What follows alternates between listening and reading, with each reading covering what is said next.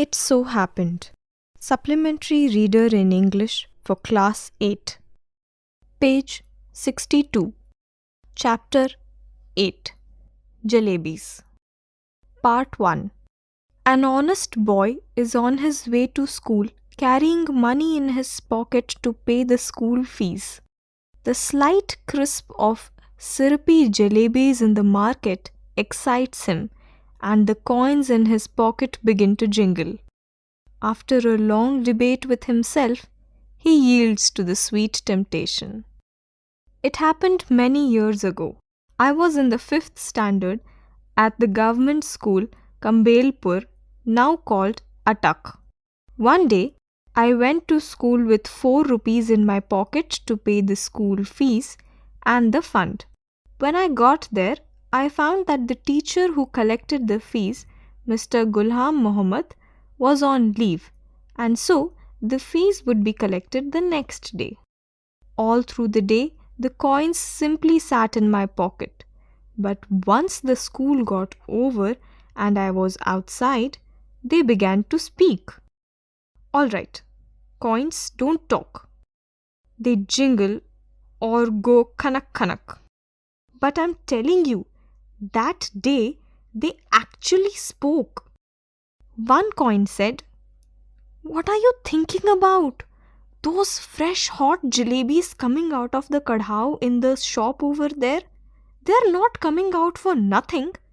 Jalebis are meant to be eaten, and only those with money in their pocket can eat them." Word meanings: Khanak khanak, meaning sound of jingling of coins. Jalebis, meaning syrupy Indian sweet. Kadhao means large open pot for cooking or boiling. Page 63. And money isn't for nothing.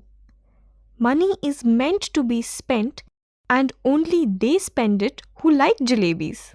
"Look here, you 4 rupees, I said to them. I'm a good boy. Don't misguide me or it won't be good for you.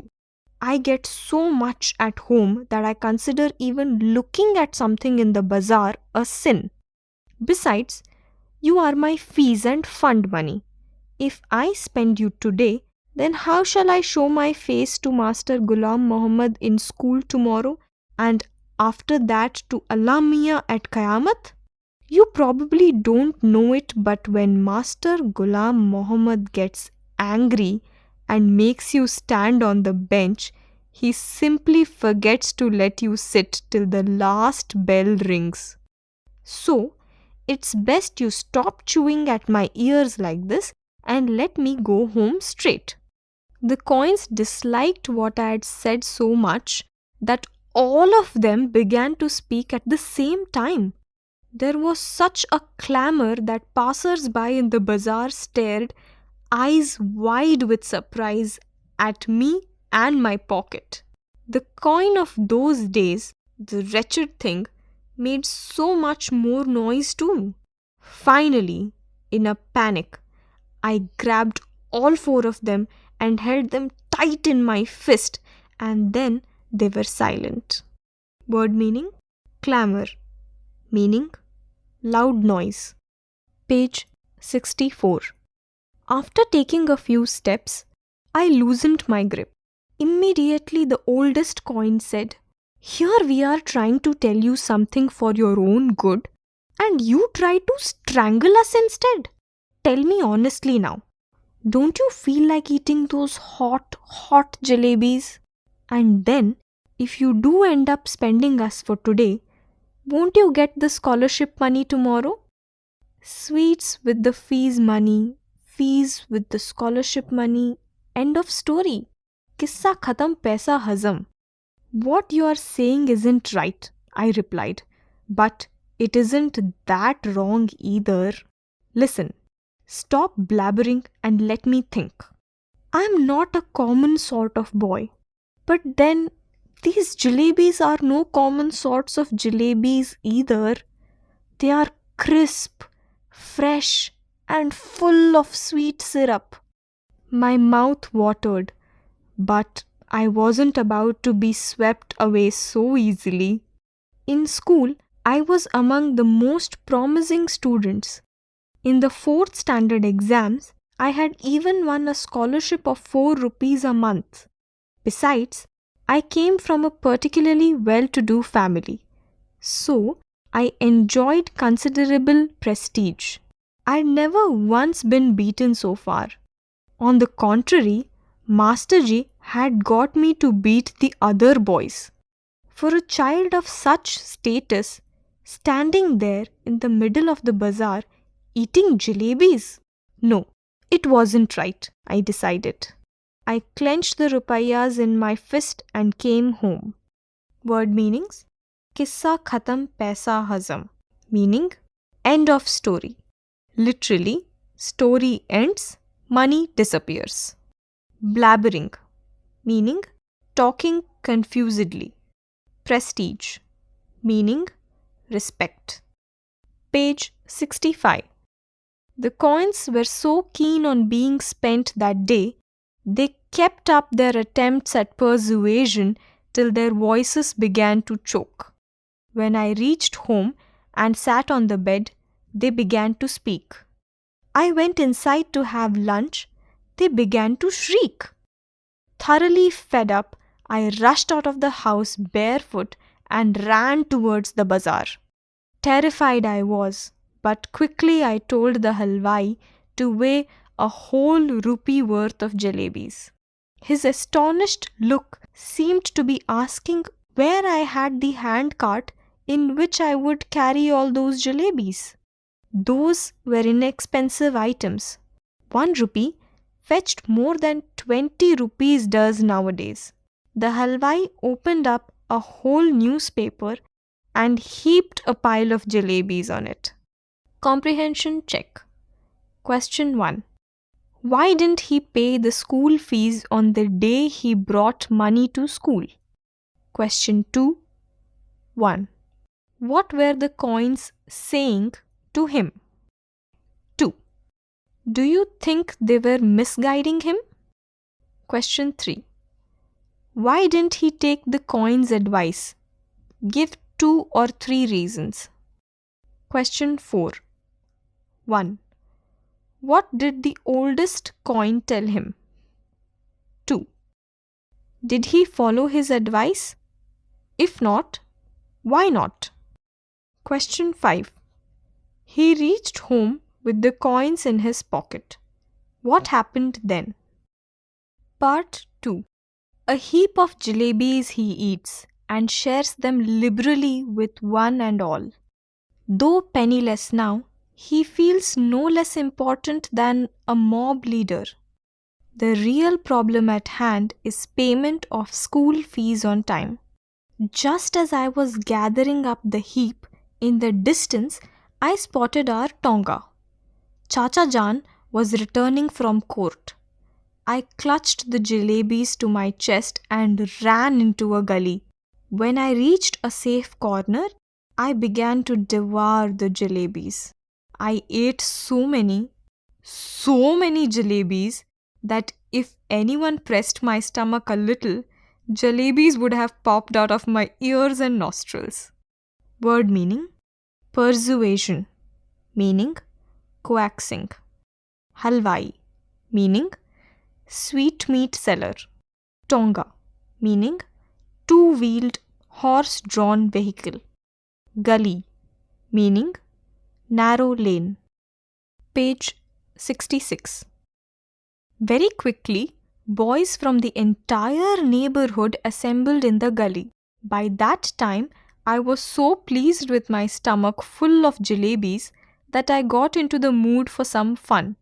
I started handing out jalebis to the children around. Delighted, they ran off, jumping and screaming into the gullies.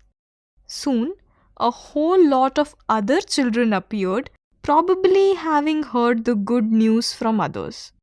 I dashed to the halwai and bought 1 more rupee's worth of jalebis, came back and stood on the chabutra of one of the houses, liberally distributing jalebis to the children just like the Governor Sahib used to distribute rice to the poor and needy on Independence Day. By now, there was a huge mob of children around me. The beggars too launched an assault. If children could be elected to the assembly, my success would have been assured that day. Because one little signal from my jalebi-wielding hand and the mob would have been willing to kill and get killed for me. I bought jalebis for the remaining 2 rupees as well and distributed them. Then I washed my hands and mouth at the public tap and returned home, putting on such an innocent face as if I hadn't even seen the hint of a jalebi all my life. Word meaning: Chabutra, meaning platform. Assault, meaning attack. Jalebi-wielding hand, meaning the hand that held jalebis. Page 67. Jalebis I had gobbled up easily enough, but digesting them became another matter. With every breath came a burp, and with every burp, the danger of bringing out a jalebi or two. The fear was killing me. At night, I had to eat my dinner as well. If I hadn't eaten, I would have been asked to explain why I did not want any food. And if I had pretended illness, the doctor would have been summoned, and if the doctor, after feeling my pulse, had declared, "Munna has devoured a mound of jalebis," I would simply die. The result was that all night I lay, coiled up like a jalebi, suffering a stomach ache. Thank God I didn't have to eat all 4 rupees worth of jalebis by myself. Otherwise, as they say, when children speak, flowers shower from their mouths. But I would be the first child in the world with whose every word a crisp fried jalebi would come out. Children don't have stomachs. They have digestion machines. My machine too kept working right through the night. In the morning, just like any other day, I washed my face and like a virtuous student with chalk and slate in hand, I headed for school. I knew I would get the previous month's scholarship that day, and once I'd paid the fees with that amount, the jalebis would be completely digested. But when I got to school, I found out that the scholarship was going to be paid the following month. My head started to spin. I felt as if I was standing on my head and I could not get onto my feet again even if I tried. Master Ghulam Muhammad announced that the fees would be taken during the recess.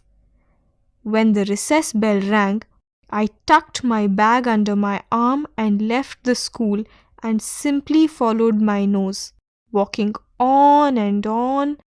If no mountain or ocean blocked my path, I would have kept going till the earth ended and the sky began, and once I got there, I would say to Allah Mia, "Just this once save me. Order a farishta to pass by and drop just 4 rupees in my pocket. I promise I will use them only to pay my fees and not to eat jalebis." I couldn't reach the point where the earth ended, but definitely reached the point where the Kambelpur railway station began.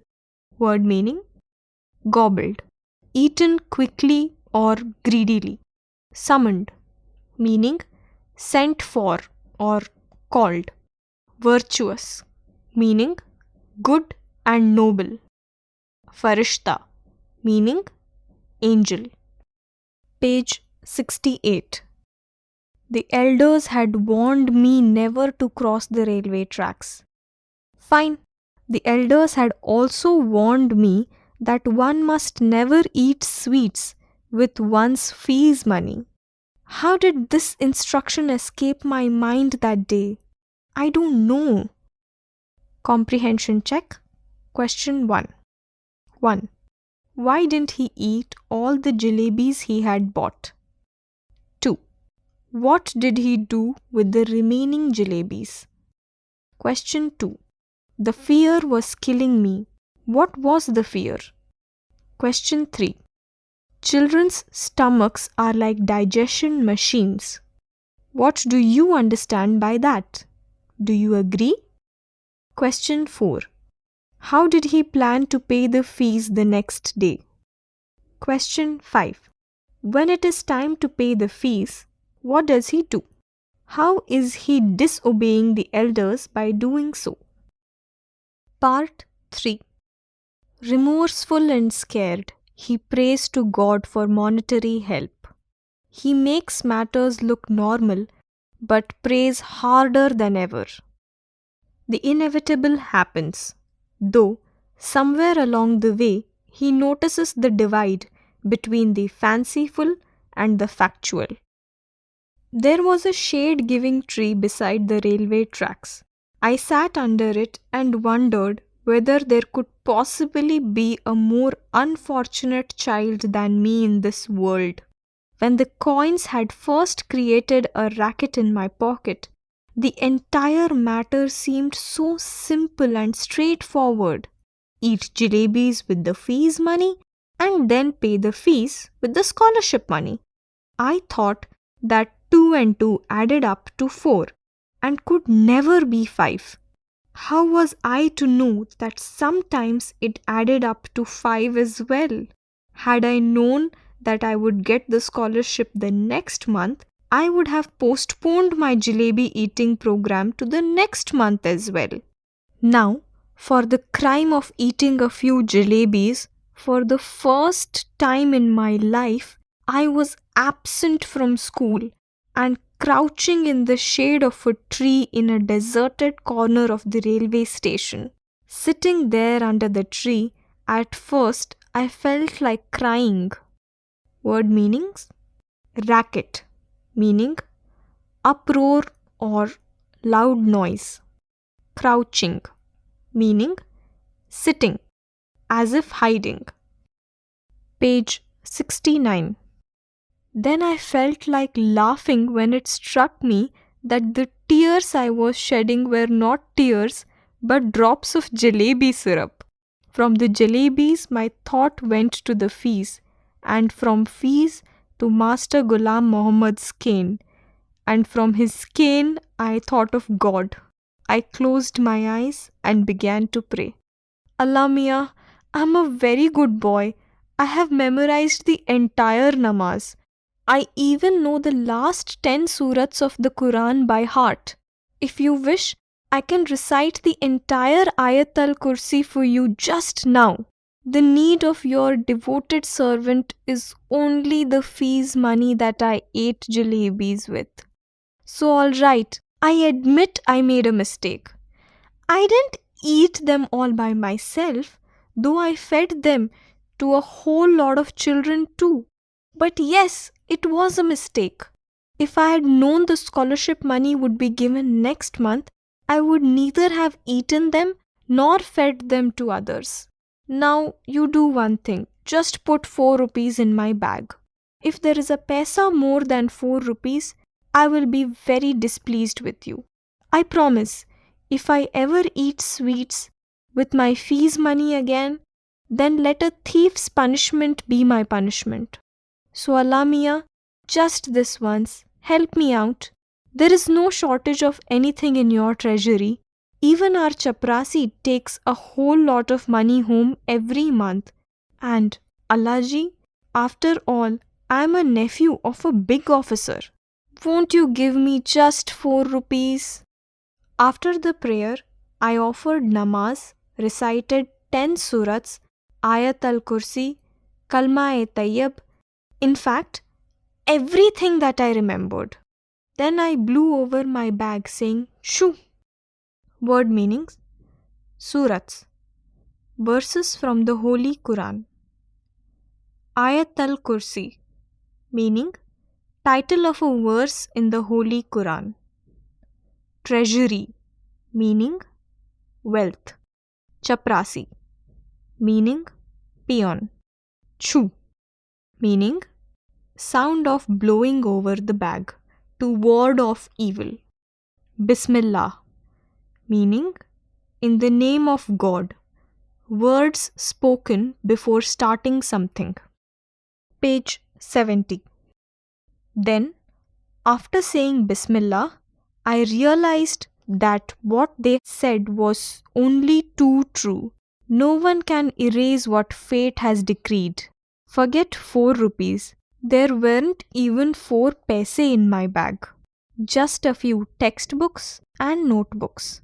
1 pencil, 1 sharpener, 1 Eid card my Mamu had sent me last Eid. I felt like crying as loudly as I could. But then I remembered that school must have ended and children must be on their way home.